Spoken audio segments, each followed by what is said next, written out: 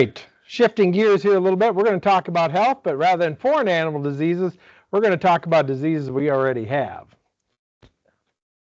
But what I really want to highlight are some tools that we have to monitor those diseases, tools that you guys as producers have the availability to sign up for and do some monitoring for those. So those are the swine disease reporting system, pump. If you have a breeding herd that breaks with PRRS, you have the ability to enroll in that program as well.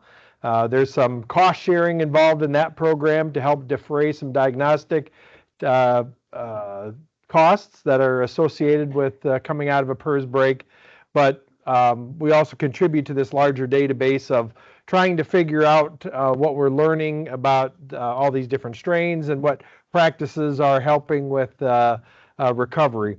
We'll talk a little bit about wean to finish biosecurity updates, the Swine Health Information Center, funded by checkoff dollars, your guys' checkoff dollars, has started to put some research dollars investing in wean to finish biosecurity. We've done a lot in breeding herd biosecurity, but I think we understand that our Achilles heel is really trying to understand wean to finish biosecurity. What things can we do better? So there's a study that we'll talk about that was done at Iowa State and some learnings there, and then we're going to finish up with some late finishing resource updates It was a really cool study that was done by some Iowa Pork Industry Center interns a couple summers ago.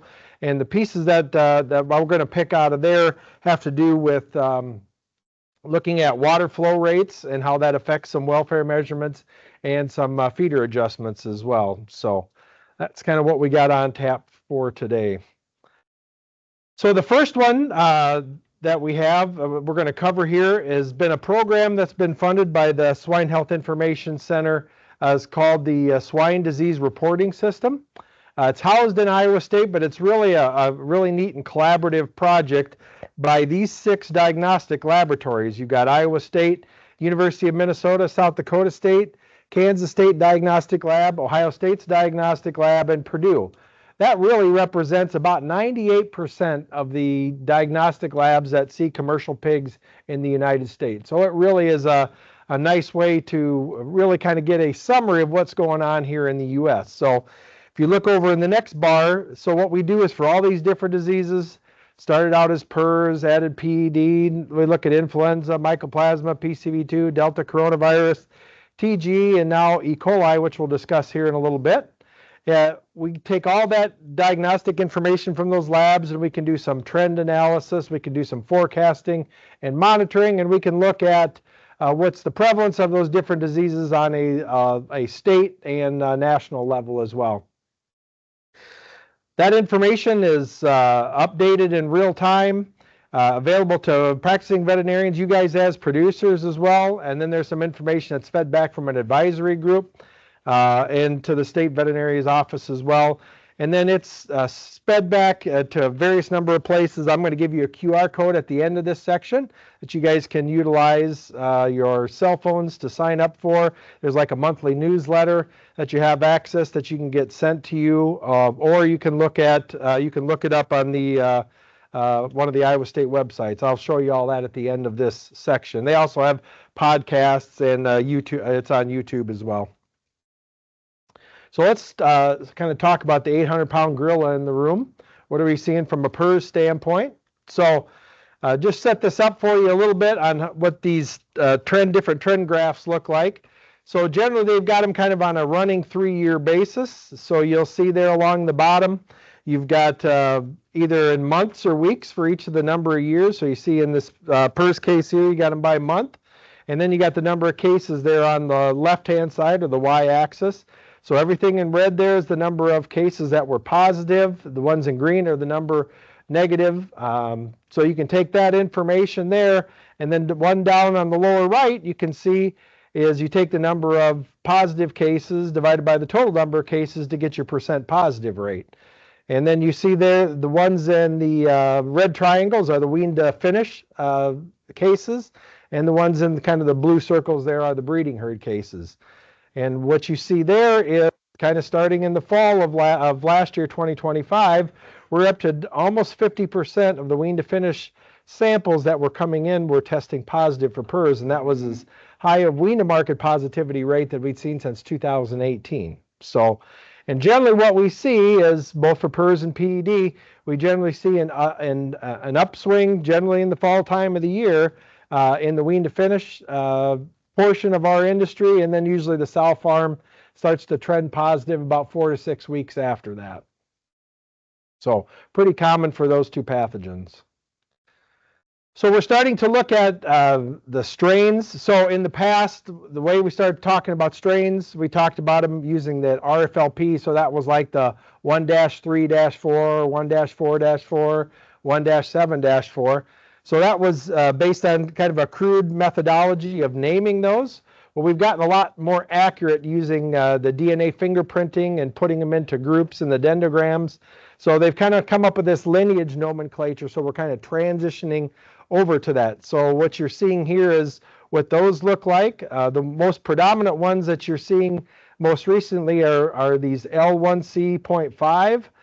Specifically, the one that we're seeing most frequently over the last year is this L1C.5.32. So what you see here is kind of the top pig states here in the U.S., the first, second, and third most frequently identified lineage. And you can see in 2024, the L1C.5.32 was in the top 3 in 3 of the states.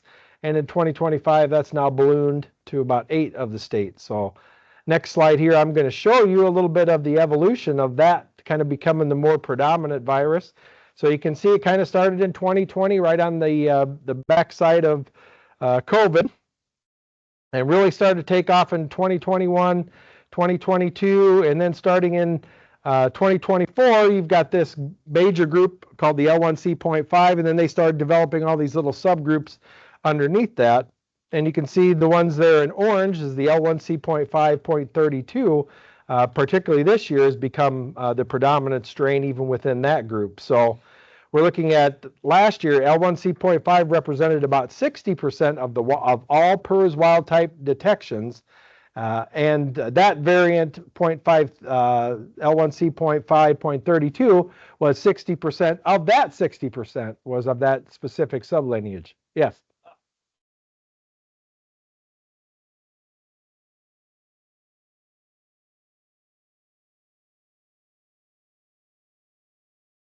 Yeah.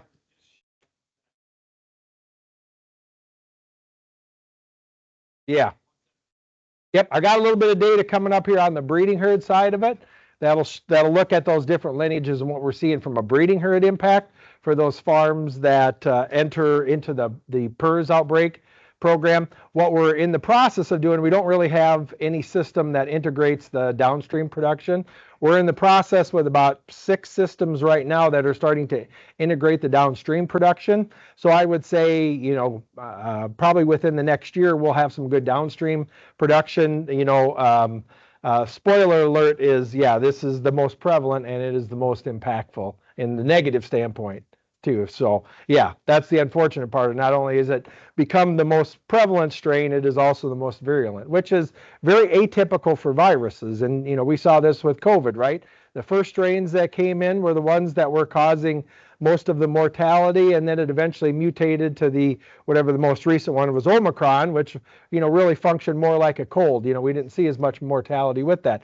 Usually over time with viruses, the ones that become the more predominant ones are the ones that don't kill the host, right? Well, with PRRS, it's exactly the opposite. And not sure exactly why that is. Maybe it's all the things that we put in place in terms of biosecurity and filtration and all that. But in a way, we've selected for these more virulent strains that last longer in the pig, last longer outside the pig, survive better, are harder to get rid of in sow farms. And that's unfortunately what it looks like that we're seeing. Good question, though.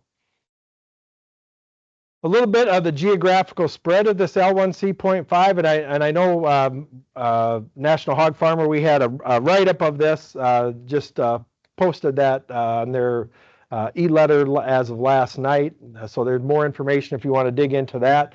This was one of the screen clips I know, or one of the information was shared, is what's the geographic distribution of this L1C.5. And you can see primarily it's kind of been in upper Midwest, a little bit into the Eastern Corn Belt as well, since kind of 2020, a little bit into the Southwest, not near as much, And then just recently, we've diagnosed the first case down in North Carolina too. So we'll wait to see if it's just an isolated case, hopefully for them, or it becomes one that becomes more predominant down in their production region as well. Let's talk a little bit about PED. So looking at it here, this is looking at the 3-year trend, and rather looking at it on a monthly basis, you can see the weeks there along the bottom. And once again, we're looking at the percentage of positive there on the left-hand side. And what we see is kind of typical, right? We see a higher percent positive during the winter. The percent positive goes down during the summer till we get back into the fall area. And really what we see is kind of the same story. We start to see an increase in positives, starting in the fall and the winter, and then even into the first couple of weeks of 2026, we saw a really pretty rapid increase in the percent positives for PED. Next slide, we tried to break that out into the different production types. And what we see is certainly we saw both an increase in the wean to finish and in the breeding herd as well. And kind of following that typical pattern, we saw the increase in wean to finish, and about a month later, we see an increase, pretty significant increase in the breeding herd as well. Influenza viruses, so another one that we track. You can see kind of over the last 3-year period, both in the wean to market and in the breeding herd, kind of seeing a gradual decrease of the percent positives in those. But until here in looking at the January data, we saw an increase in both the breeding herd and in the wean to finish, where we'd seen a nice steady decrease before that in both those populations. So, and those previous cases, those are any test type. So there's a lot of routine surveillance that gets done, with, processing fluids in the sow farm. That's like where they take the testicles and the tails, from the routine processing, using oil fluids in gilt development. That's any type of test. This, what we're looking at here, this graph is just from Iowa State and from Ohio State, and these are just the sick pig cases. So these are I got sick pigs, I collect tissues from the either dead or euthanized pigs, I send them in, and this is what the laboratory is finding. So a little bit more comprehensive rather than just testing for 1 or 2 agents. And with that, we see, not surprisingly, that PRRS there in green is the most common thing that we find, but still find a fair amount of Streptococcus suis secondarily, and then we find some influenza and Pasteurella. We see some of the enteric diarrhea viruses in those post-weaning pigs. We see rotavirus and E. coli, a little bit of circovirus and Glasserella parasuis kind of rounding out the top 10 there. Like I mentioned earlier, a newer pathogen that we've just added to the SDRS report has been E. coli monitoring. So all those labs have the ability to type those types of E. coli. Now there's 2 general basic types, which are F18 and K88. But with them, they can have any number of various toxin genes that are associated with them. And then depending on which toxin genes or combination of toxin genes depends on how much diarrhea you see, or whether you see any diarrhea, or whether you see like the old edema disease where I talk about the puffy eyelids and puffy ears and the rapid mortality. So we now have the ability to collate all that information and actually go in, and you guys would have the ability as producers as well to go in and look at that and say, okay, so what are we seeing? Are we seeing this specific type? Where are we seeing it? So on and so forth. So just a little bit of data that's pulled from that, looking at the last 17, 18 years worth of data. What we've seen is, kind of before about 2019, we had about equal number of cases there of F18, which you see there in pink, and then K88. But then at about 2019, we saw the massive increases in the number of F18 cases, particularly in the early, even out to mid-nursery time frame. And we kind of saw the number of K88 cases kind of fall off. Related to that, and this is only selected for the Shiga toxin gene, that's the gene that actually causes the edema disease and can really cause the rapid mortality associated with it as well. We saw an increase at the same time we saw an increase in the F18, we saw an increase in this Shiga toxin gene as well. So we really kind of saw that peak out in 2021 to 2024, and kind of over the last couple of years, we've started to see that decrease come back down a little bit.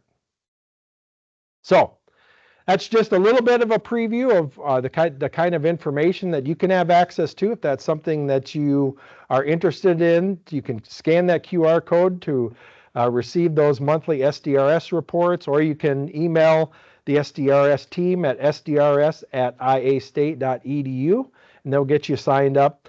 Or you can go ahead and they have an interactive dashboard that you can query all that different sorts of data at fieldepi.org/SDRS.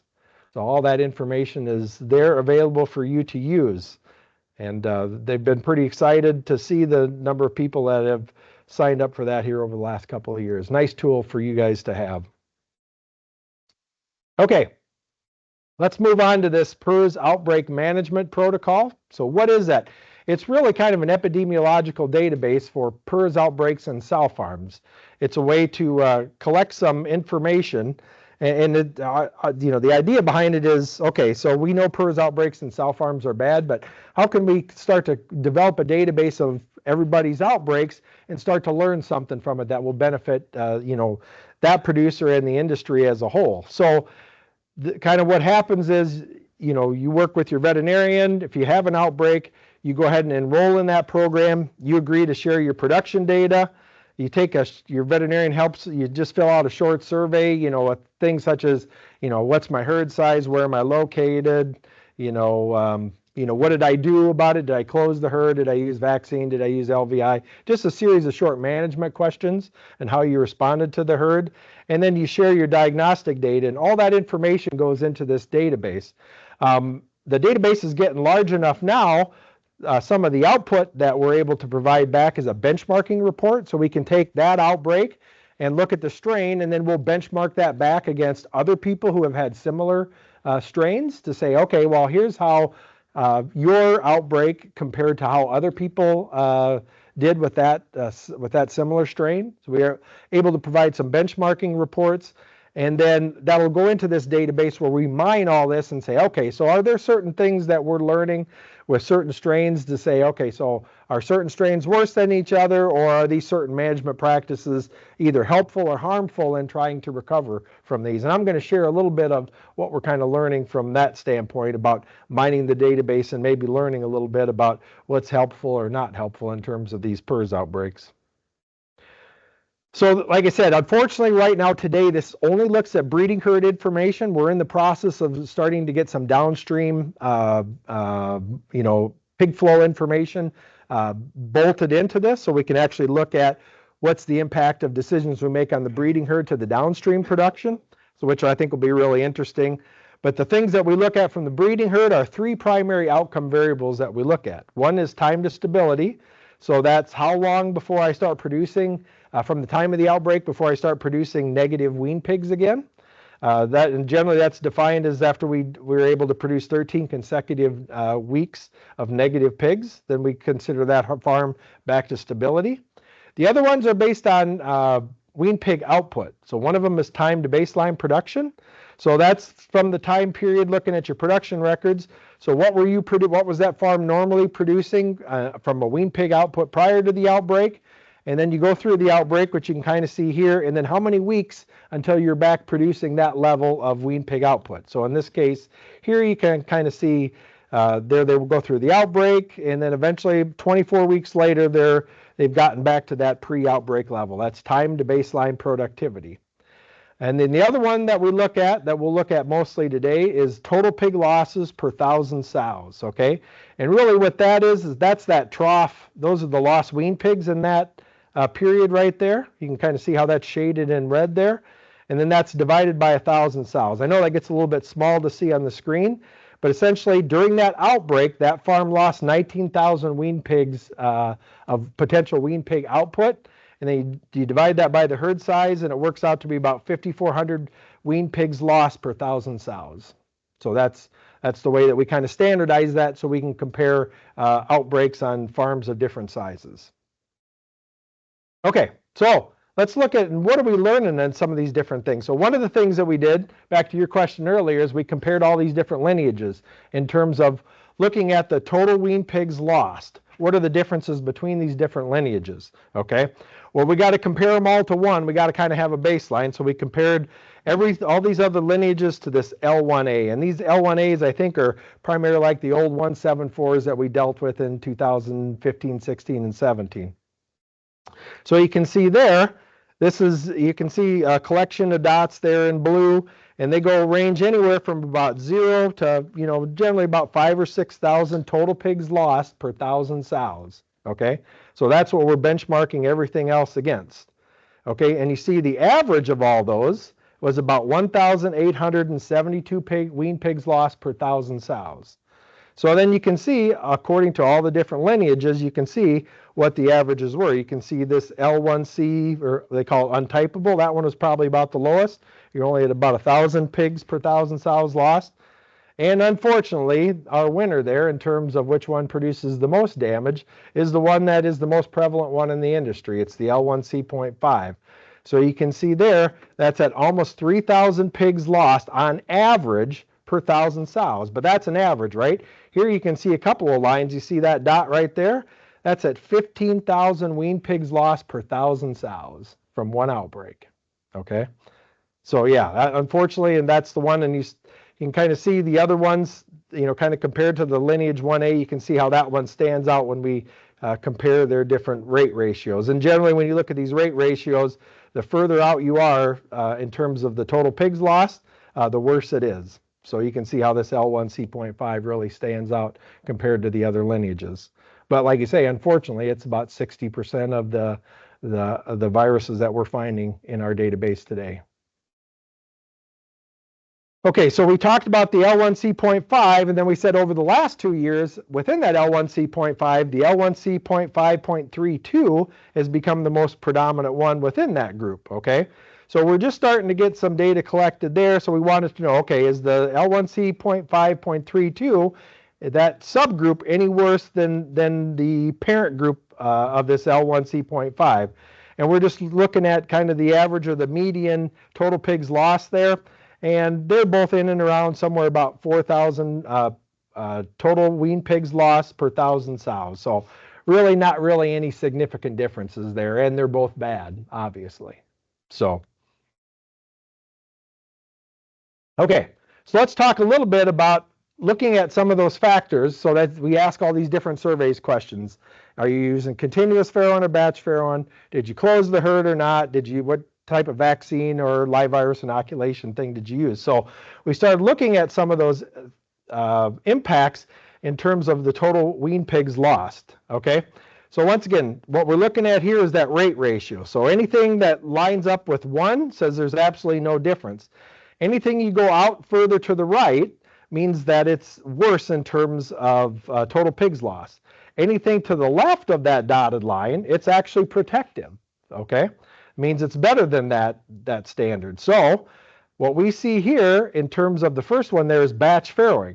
So the farms that were yes, in other words, the farms that did batch farrowing had significantly fewer total weaned pigs lost per 1,000 sows than those farms that did continuous farrowing.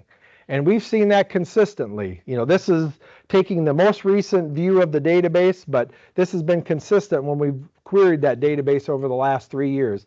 And this is farms of all sizes. We got little contract farms, and we've got 3,000, 5,000 head farms that do batch farrowing. That is the most protective thing. And what you'll see on the next slide, not only does it result in fewer total weaned pigs lost, it also results in faster time to stability as well. It's the only factor that I've seen that actually hits both of those, okay? But it makes sense, right? What's one of the key factors in batch farrowing? It's all in, all out of your farrowing. What does continuous weekly farrowing do? Every week we're bringing new sows in, they're farrowing pigs, and then we've got weaned pigs going out of them, right? So it's really like a continuous flow farrowing in the truest sense, right? You think about that, that's like going into a wean to finish barn, hauling out markets in the same barn that we're bringing wean pigs into, right? We don't do that because we know that that doesn't work. You got to do all in, all out by barn. That's really what probably the biggest advantage to batch farrowing. Now, I know that's not the easiest thing to implement, and there's certainly some conditions where that's, that works better than others, and that there's a potential, performance offset to make that happen. But that has been the most consistent thing that we've seen, is that batch farrowing will reduce your total pigs lost in a PRRS outbreak, and you also decrease the time to get back to stability as well. Another thing that we looked at, we're looking at farms that had clinical PRRS before a new outbreak, and that makes sense too. That appeared to be a little bit protective, but that's because they've had some prior immunity. So, they've gone through the virus before in the past. They've probably had some residual immunity compared to a farm that had eradicated it and replaced it with naive animals. So that makes some sense as well. But the batch farrowing, that's probably the biggest takeaway from there. Another thing that we looked at was comparing, okay, so how did you deal with it in terms of immunizing the herd once you had the PRRS outbreak, right? There's lots of different ways to do that. Some people just use modified live vaccine. Some people use live virus inoculation. Some people use a combination of those two. So you can see those listed there across the bottom. The baseline there is modified live vaccine, so you're comparing everything against that. And the other one is live virus inoculation. And this has been, pretty consistent too, even back to Dr. Daniel Linharis, who's kind of the director of this POMP program, his PhD work back at the University of Minnesota in 2013, 2014, which really said, yes, live virus inoculation, there's a cost to doing that. I mean, you're giving a live virus to all the animals in the herd with the idea we're going to get them all immune to that same strain at the same time. Well, if you've got animals that haven't seen that before, you have the potential to cause abortions or cause sick sows. So there is a cost to do that in terms of reducing the total number of wean pigs that you produce. And that's what we see, right? Compared to modified live vaccine, we see a little bit higher total wean pigs lost per 1,000 sows than those farms that just use modified live vaccine.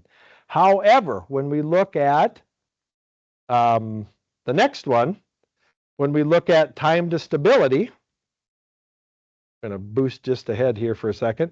When we look at time to stability, the other thing we see with that is that the time to stability with the live virus inoculation is shorter. So we lose some wean pigs in order to gain that stability, right? There's a trade-off there in the truest sense. So, and that's been pretty consistent too. There's a cost to get time to stability when you use live virus inoculation compared to the modified live vaccine. Let me bounce that back here. Okay, so once again, this is looking at time to stability. Okay, so when we look at this, we're looking at a different way of expressing this ratio rather than total wean pigs lost. We're looking at the time to stability. So the key thing to know here is it's a different way to describe that. It's called a hazard ratio. The key thing you need to know is the higher the hazard ratio, the faster it is the time to stability. So just as we mentioned before, in terms of batch farrowing, comparing batch farrowing to those farms that were continuous farrowing, batch farrowing farms reach stability faster than those farms that just did the normal weekly farrowing. The other thing that we saw from a herd closure standpoint, farms that did a herd closure, so they're not going to bring any replacement animals in for a defined time period after an outbreak, also achieved stability faster than those farms that did not do a herd closure. Okay, so we already talked about comparing LVI and MLV on time to stability. Okay, so really kind of in summary, what were some of the things that we learned from mining the database? LVI, we know, had higher total wean pig losses, but they did achieve faster time to stability. Herds that did batch farrowing, they actually achieved both. Both lowered their total wean pig loss, but they also achieved faster time to stability. Herd closure was also associated with a faster time to stability. And looking at some of the preliminary information, looking at L1C.5, 32, and comparing that to the L1C.5s, the impact was pretty similar in terms of total wean pigs losses, and they were both bad. Not good. Okay, So let's transition over to biosecurity. So, what is that, right? It's really, this is the USDA definition. It's a collection of management practices, right? So man or man-made being the primary word of that. That's all things that we really are intended to control, intended to kind of protect our animals against the introduction and spread of diseases. So, as we said, the Swine Health Information Center, I think we recognize as an industry that we're a little bit weak in the wean to finish area. We don't know as much about that as we do about sow farm biosecurity. So there's been some money allocated to invest in that area. So Dr. Silva and his grad student, Madia, they went ahead and applied for, got this grant, and ran this study. And the objective of that study was to assess associations between different biosecurity practices and compare the PRRS outbreak rates on different lots of wean to finish pigs.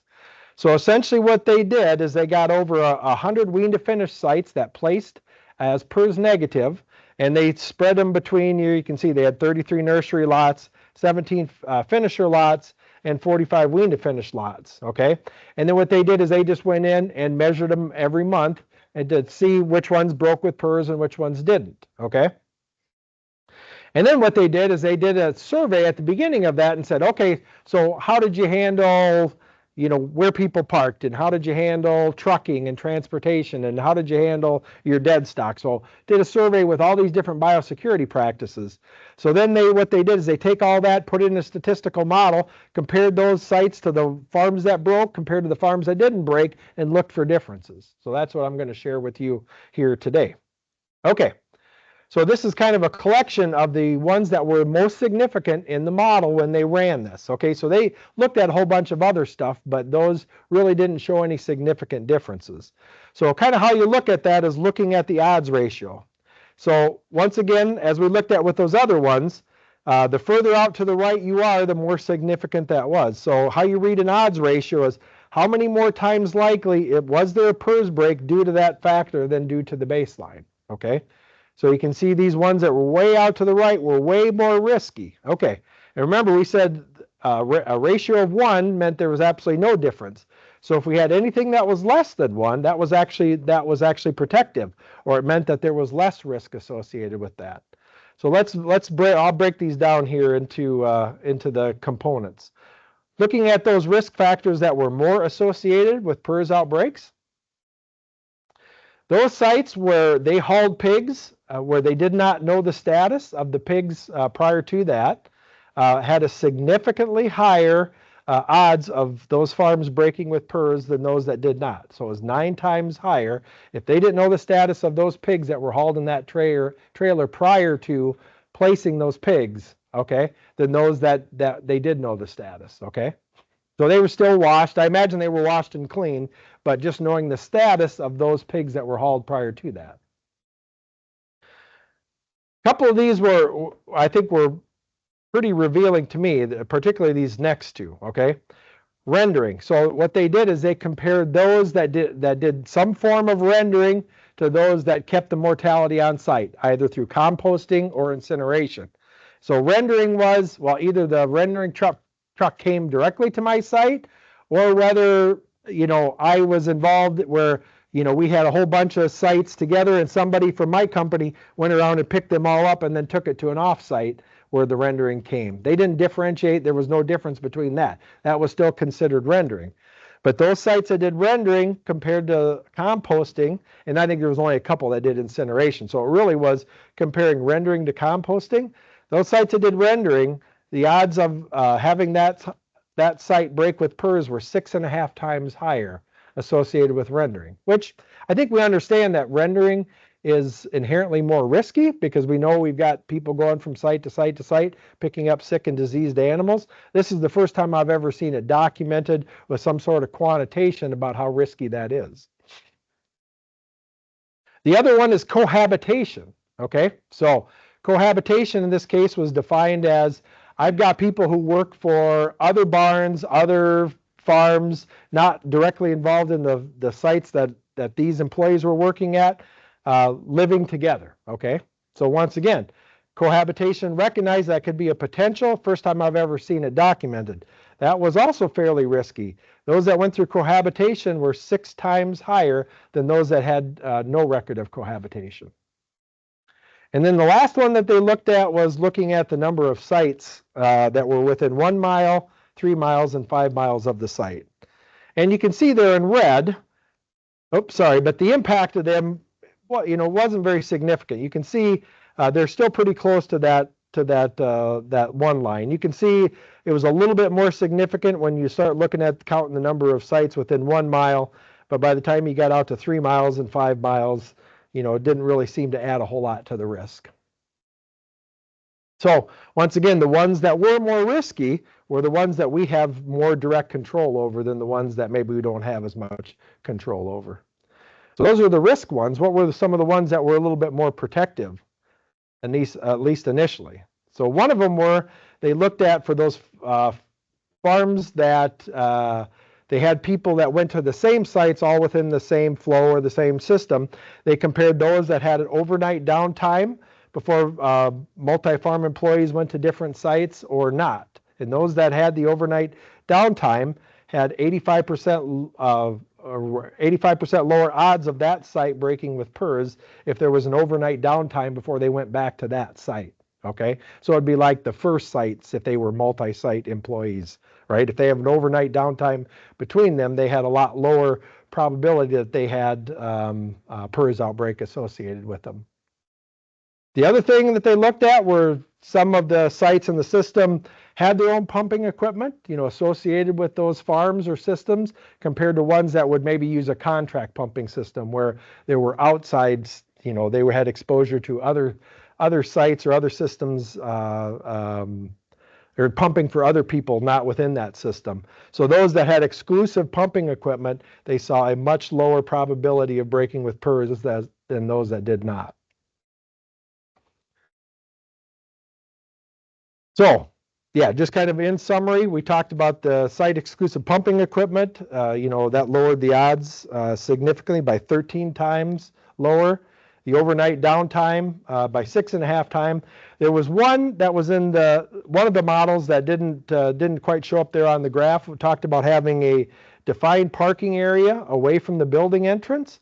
That wasn't as significant as those other ones, but that's still something fairly easy and simple to implement, right? So it's just having a defined, parking spot where the cars are parked rather than just letting them park right up by the doors, right? That one also was associated with lower PRRS outbreaks. And then we talked about which ones were associated with a higher incidence of PRRS breaks, the use of rendering, hauling pigs with an unknown status, and then the cohabitation across multiple farms.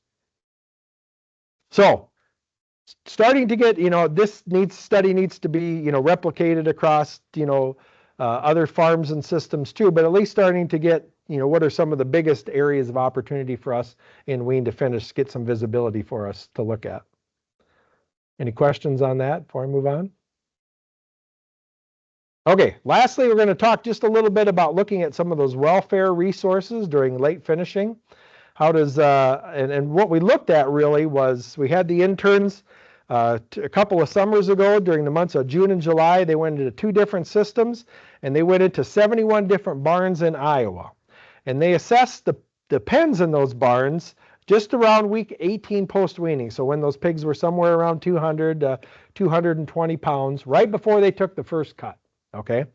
And what they did is they walked into each of those pens and they counted the number of pigs looking for the number of welfare issues. So welfare issues being defined as like tail bites, ear bites, side bites, any open wounds, scratches, things like that, okay?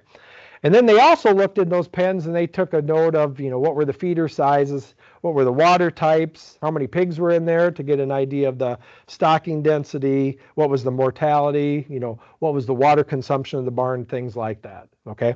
And then just took all that information back, put it into the model, and looked for what things were associated with the potential increase in some of those welfare issues late in finishing right before the first cut. And there's a whole bunch of them. I just selected out a couple of them because you guys have the unique opportunity to hear from the water queen. Dr. Dawn's going to talk to you later. So I'm going to give you just a little preview of what she's talking about in regards to water and feed. That's the ones I selected out of there. So one of the things that we looked at was the water flow rates, okay? Well, obviously in most of the barns, we're not cooking in them, right? So we don't readily have cups, or measurement devices to easily measure this. So we're trying to figure out how could we do this without bringing a bunch of supplies and materials in all these barns, right? How can we use something that might already be in the building? So what we came up with is like, well, everybody's got the spray marked bottles, right? Let's just use that cap. That cap's about 1.5 cups. And let's just measure the amount of time it takes to fill that cap up, okay? So that's what we looked at here. So what you see here on the screen is 40 different barns, wean to finish barns in Iowa with those pigs weighing about 220 pounds. And what you see here off to the left is the average amount of time that it took in seconds to fill that cap up, or that cup and a half, okay? And then down there at the bottom, I kind of put what the average flow rate should be. You know, kind of, if you look back in the old PQA guidelines, and PIC uses the same ones, right? So nursery pigs should be about 1 to 2 cups per minute on the flow rate. Finishing pigs should be about 2 to 4 cups a minute, and sows should be at about 4 cups per minute. That's what the optimal flow rate should be. So you look at this, the average time it took to fill it in those 40 barns was about 14 seconds. Well, if you go back and do the math, and I've got that on a chart here in the next slide, that's about 6.5 cups per minute. So that's significantly faster than 2 to 4 cups per minute for a late finishing pig that we're looking to get. So is that good? Is that bad? What do we think? So the ideal range here, if you do that math, should have been somewhere about between 25 to 40 seconds. That figures out that to be that 2 to 4 cups per minute. That's kind of what we're shooting for. So you can see, and we had a couple of barns fit into that, but most of them were significantly faster than that. Okay, so we know water flow rates, very important to ensure proper water delivery. Where do we want to be? Well, it's a little bit like Goldilocks, right? We don't want it too hot. We don't want our porridge too hot. We don't want it too cold. We want it just right. That's how we want to think about water flow rate. What happens if it's too high? Well, if it's too high, even though it looks like they're getting a lot of water, we're probably potentially limiting intake because they can't drink it because it's spraying in their face and their nose, and they're not able to drink that. And we know that water intake is a primary driver of feed intake, okay? But what's the other bad thing about that? If they're spraying all that water, where do you think that water is going? In the pit, right? So what happens if it's in the pit? Okay, we're gonna wind up with a whole bunch of excess manure that we have to pay to pump, and now we have a diluted product as well, right? So it's a classic lose-lose situation. So you're gonna wind up with excess pumping costs of a lower value product, in addition to our pigs not getting the right amount of water, right? So it's a lose-lose-lose situation. But we don't want it to be too low either, right? We know that, once again, we said water intake drives feed intake, so we want them to make sure they're drinking enough that we're driving that. But we also don't want it too low that we're limiting intake, particularly in heat-stressed animals. What's amazing to me, if you go back to that SDRS report, is the number of salt toxicity cases that we still see at the VDL. I always think of that something, you maybe see that once or twice a year. We see that 8 to 10 cases a month still. So it's amazing how often we see that. And when pigs get water deprivation, it is fatal. And unfortunately, if it's too many of them, it can be fatal in a large number of pigs. So like I say, it is the Goldilocks. We want it just right. We want to adhere to those guidelines. That's what we want to do. And what we did learn from our little excursion during the summer is those water flow rates can vary from pen to pen and over time. So it's very important to measure that often. But if you're paying for that pumping, you're going to want to do that just alone, just to make sure that you're getting the right amount of water to your pigs, and that you're not wind up with a bunch of extra water in your pit that you got to pump out. So yeah, this was just going back, figuring out what those correct flow rates should be. This is something you're interested in, I can certainly send you. It's just a simple Excel spreadsheet, taking that 12 ounce cup, figuring out into that formula there, and essentially what you come up with is those caps. You should fill that nursery drinker, if that's calibrated correctly, should fill that lid in about 60 seconds. Finisher drinker should fill it in about 30 seconds, and sow drinker should fill it in a little over 20 seconds. That's kind of what you're shooting for. Okay, so like we said, we looked at that, but we also measured how much on a daily. We looked at the daily water disappearance in the barn as well. And so what did we find there? Did the faster flow rate equal a larger water disappearance? So sure enough, here's that average of flow rate in seconds again. So here you can see a bunch of them that were, that 25-second range. So that's closer to that 3 cups per minute where we should ideally be. Here's the total amount of disappearance on the daily water meter reading. you can see that most of those are in that 1,000 to 2,000 gallons a day, right? So highly likely most of that's getting into the pigs. Well, here's that 9 cup per minute rate that we were seeing on that first slide. Well, most of those, the water meter reading for the entire barn, you see a bunch of those in the 4,000 to 5,000 range. So obviously the pigs aren't getting all that. There's probably about 3,000, 2,000 to 3,000 of that's winding up in the pit on a daily basis. So that's that. Does that faster flow rate though? Does it wind up in any more wounds? That was kind of one of the questions we were looking at. And coincidentally enough, and the animal ethologist can't exactly explain why, but we did see an association. Once again, here's those faster flow rates at 9 cups per minute compared to 3 cups per minute. So this is the average wound score. So here's 0 right here, here's 0.5, here's 1. And I'm not sure exactly how they calculated it, but here's the takeaway, right? So faster flow rates, look, you see a bunch more of those in that 0.5 to 1. Here's our slower rate where the water flow rates are properly set. You see most of those in that 0 to maybe up to 0.5. So for whatever reason, we saw more wound scores in those ones that were set where that water was too fast. So whether that's aggravating it to them or they're not getting enough water or what, somehow, some way, we saw a correlation between the faster flow rates and higher wound lesion scores. So as we said, it's kind of a lose, lose, lose proposition to have those water flow rates adjusted too high. So we looked at a couple of different ways. We looked at, does the faster flow rate wind up with more water per pig? Well, yeah, kind of intuitively look at the math, right? You have 5,000 gallons in a day divided by 1,000 pigs. You're going to have 5 gallons per head per day. So that's kind of intuitive. We went back and did just really another way to say that, right? So more water per pig disappeared in a day. We saw higher welfare scores in that. So more welfare issues again. So that's kind of really the moral of the story. Once again, that's something you can control, something you can monitor in your barns. You want to make sure that those are set within those guidelines, utilizing those handy tools. So we make sure we get them the adequate amount of water, but not so much that we're dumping a bunch of extra water into the pit. So another thing that we looked at were feeder settings, because that's always been a topic of debate and discussion. Hey, we want them set tight so that we're not wasting feed, affecting our feed conversion, right? Well, it's always a question. Well, is there a lower limit to that, right? Can you set them too tight? So this is looking at the tail bite incidence here on the left, and then down here at the bottom is the different pan coverages. So here you can see where it's like less than 10%, 10 to 40% of the pans got feed in it, 40 to 60%. 60 to 90% and greater than 90%. So you can see that I put a couple of pictures in there just to kind of give you some frame of reference on there.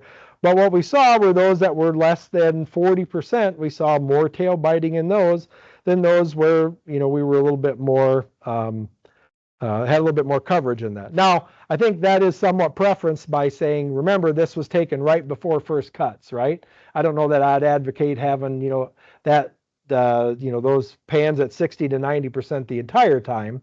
We know certainly during that time, that's probably the tightest that those pens are going to be, right? Until you start getting those first cuts out to free up some space. So they got to kind of get in, eat, and get back out. But we did see a little bit higher rate of tail biting in those ones where they were less than 30 to 40% coverage. Another thing that we looked at, because there was some variation in the hole size, so the size of the feeder expressed as linear inches across. So you can kind of see there across, what we're kind of measuring is the width across in each of these feeders expressed in linear inches. And what you see here is most of them were 15 or more in most of those feeders. But we look here on the left at open wounds. You can see we did have a handful of them that were 12 inches or less, and in those that were 12 inches or less, we did see a lot higher open wound score in those than those that were 15 inches or more for feeder hole space. So just once again saying we got to make sure we have adequate feeder space for those animals to get in, particularly once again remembering this is where these pigs are right before the first cut, right? So just saying that there may be a welfare risk to having those really small feeder holes. So just wanted to share that with you. If you got any questions, I'll be happy to take them now. Otherwise, you can go ahead and contact me later as well. Yes. Yes.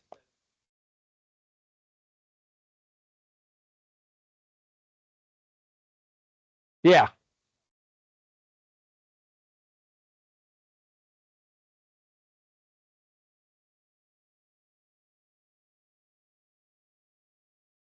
Yeah. Yep.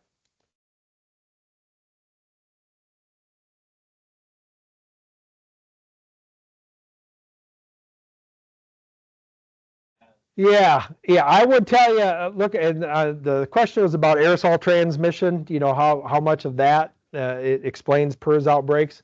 I think it's definitely not zero. Um, there's been some work done, and I think certainly, we saw an increase after those cold, foggy days, this fall. So I think there's a delicate balance there, right? Because everybody wants to blame that because that's the one I don't have any control over, So I think there is definitely some cases where, particularly with naive animals, over, and I think it does matter.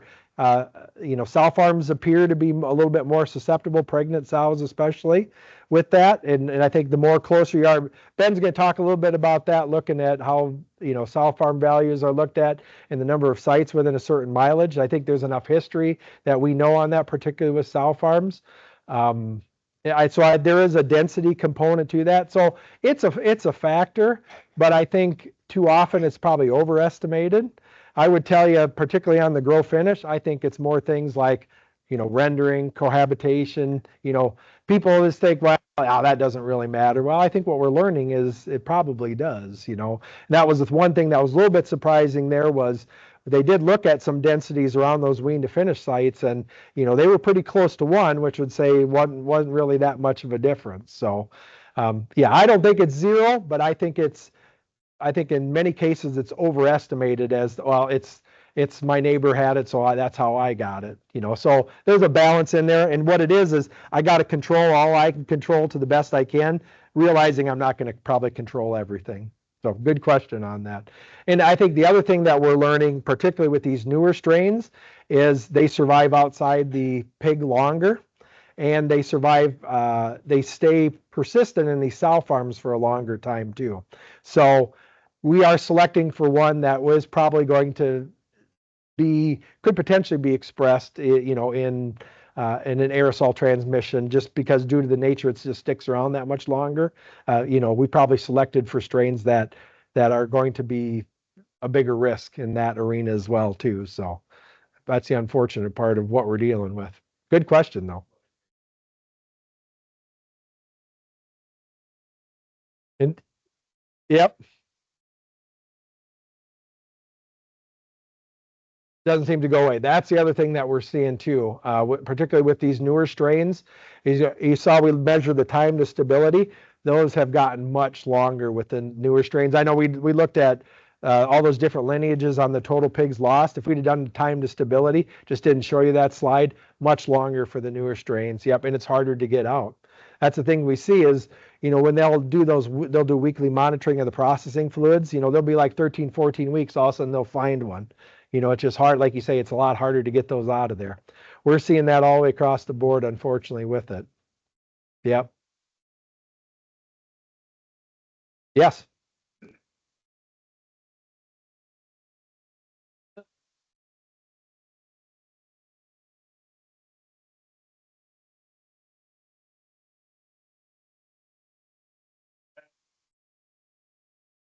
Yep. Per thousand. Yeah, I don't have that exact number in there. I don't. I think it was. Quote me off the top of my head. I think it was like 30 to 40% less. Yeah. Yep. And it'll depend on the model that they use and all that, but it was pretty significantly less. Yeah. Yep. Good question. Yep.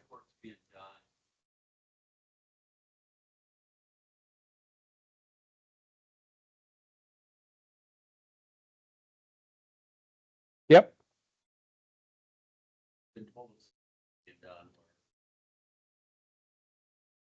Out a barn and bring in a new one. Flies out of the compost pile, have the strains from the last one, brought in, mixed with new ones, and they're mixing. So how long do we believe those strains live in the flies? Oh, They being that close to the farm, we know they're gonna mix. yeah.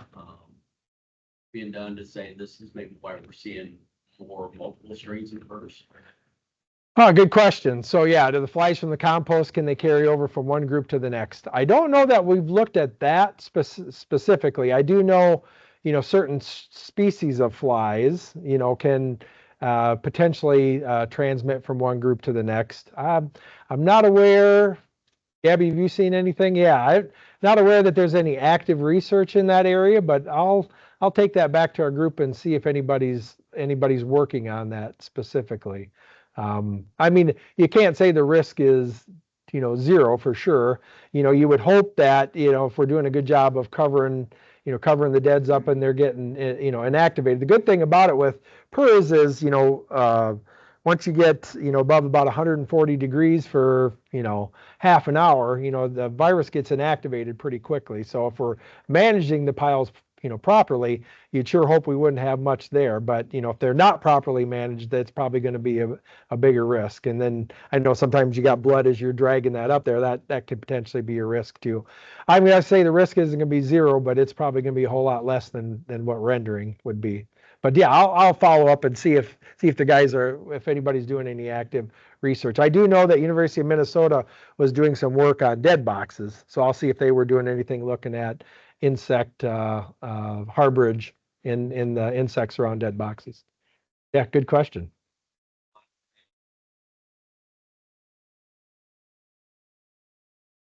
5.35. I had a question about that yesterday. I'm sure that is in that database. So if you saw those different lines in there, I'm sure that one's in there. It's just not as prevalent yet. But yeah, we're hearing reports of that being pretty virulent as well. They've ever seen? Okay, yeah. Heard the same thing yesterday. Through the state? Let's hope so, right? Yeah, yeah. Or let's pray that there's some cross protection with 5.32. Okay, that's good. Yeah, I did hear about that from yesterday. I'll ask the guys too. I know there's in those thin bands on that one slide. Those other ones are like 3.1, 3. 3.2 is the most predominant one, but there's like 3.3, 3.4, 3.5. But I hadn't seen where that was at. So Ohio, that's interesting. Indiana. Okay. Yep.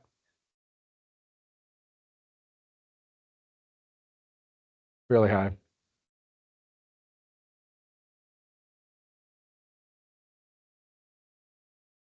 Okay. Wow. Yeah. Well, if you sign up for SDRS, you would be able to get that type of visibility by state, by strain, for sure. Yep. Oh, well, good to know. Let's, like you say, let's hope it stays that way. I feel sorry for them. We're all in this together, unfortunately. Good question. Good to know. Any other questions? Yes.